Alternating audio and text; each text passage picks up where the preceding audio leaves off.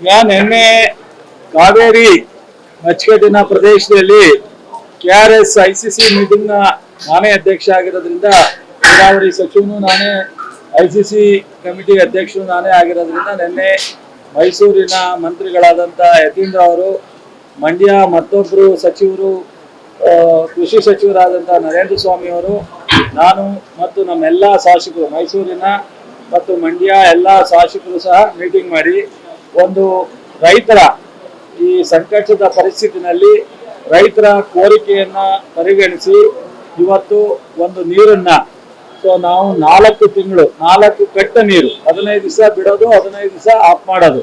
But ಮಳೆ ಮತ್ತು ಡ್ಯಾಮಿನ ಪರಿಸ್ಥಿತಿ ನೋಡಿ ನಾವು ಮುಂದೆ ಹೆಚ್ಚಿನ ಮಾಡ್ತೀವಿ. ಬಟ್ ಆದ್ರೆ ಇವತ್ತಿರ್ತಕ್ಕಂಥ ಪರಿಸ್ಥಿತಿನಲ್ಲಿ ರೈತರು ಅರೆ ಕುಸ್ಕಿಯನ್ನ ಮಾಡಬೇಕು. ರಾಗಿ ಅಥವಾ ಉರುಳಿ ಅಥವಾ ಹೆಸರು, ಕಡ್ಲೆ ಆ ಥರದ್ದನ್ನ, ಭತ್ತ ಮತ್ತು ಯಾವುದೇ ಕಬ್ಬು ಹೊಸ ನಾಟಿ ಹಾಕಂಗಿಲ್ಲ.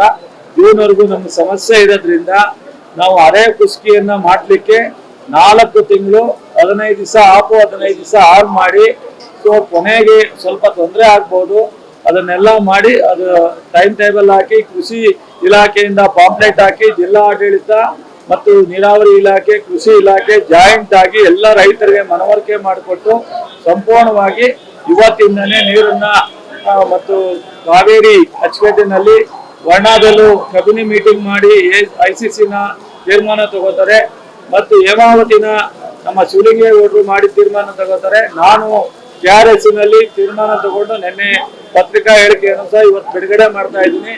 ದಯಮಾಡಿ ನಮ್ಮೆಲ್ಲ ರೈತರು ನಮ್ಮ ಏನ್ ನಿನ್ನೆ ತೀರ್ಮಾನ ಆಗಿದೆ ಅದಕ್ಕೆ ಸಂಪೂರ್ಣವಾಗಿ ಸಹಕರಿಸಬೇಕು ಅಂತ ಹೇಳಿ ವಿನಂತಿ ಮಾಡ್ತೀನಿ. ಮತ್ತು ನಮ್ಮ ಕುಡಿಯೋ ನೀರಿಗೆ ಬೆಂಗಳೂರಿಗೆ 40 TMC ಏನ್ ಬೇಕಾಗ್ತದೆ ಅದನ್ನು ಗಮನದಲ್ಲಿ ಇಟ್ಕೊಂಡು ಎಲ್ಲ ನಗರ ಪ್ರದೇಶಗಳು, ತಾಲೂಕು ಮತ್ತು ಕೆಲವು ಮಲ್ಟಿ ವಿಲೇಜ್ ಸ್ಕೀಮ್ಗಳು ಸಹ ಗಮನದಲ್ಲಿ ಇಟ್ಕೊಂಡು ಈ ತೀರ್ಮಾನವನ್ನ ತಗೊಂಡಿದ್ದೀವಿ. ಎಲ್ಲ ರೈತರು ಸಹ ಒಂದು ಈ ಅರೆ ಕುಸ್ಕಿಯನ್ನ ಹಾಕೊಂಡು ಸಂಪೂರ್ಣ ಸಹಕಾರವನ್ನು ಕೊಡಬೇಕು. ಮತ್ತು ಪ್ರತಿಭಟನೆ ಮತ್ತು ಸಂಘಟನೆ ರೈತರಿಗೂ ನೀವು ಯಾವುದೂ ಸಹ ಸಂಘಟನೆ ಏನೇ ವಿಚಾರ ಇದ್ರು ನಮ್ಮ ಜೊತೆ ಚರ್ಚೆ ಮಾಡಿ ನಿಮ್ಮ ಸಮಸ್ಯೆಗಳನ್ನ ನಾವು ಬಗೆಹರಿಸ್ತೀವಿ ಅನ್ನೋದನ್ನ ಮುಖ್ಯಮಂತ್ರಿಯವರ ಗಮನಕ್ಕೂ ತಂದಿದ್ದೀನಿ. ಎಲ್ರಿಗೂ ರೈತರಿಗೆ ತಮ್ಮ ಮೂಲಕ ಈ ವಿನಂತಿಯನ್ನ ಮಾಡ್ಲಿಕ್ಕೆ ಇಚ್ಛಪಡ್ತೀನಿ. Thank you sir.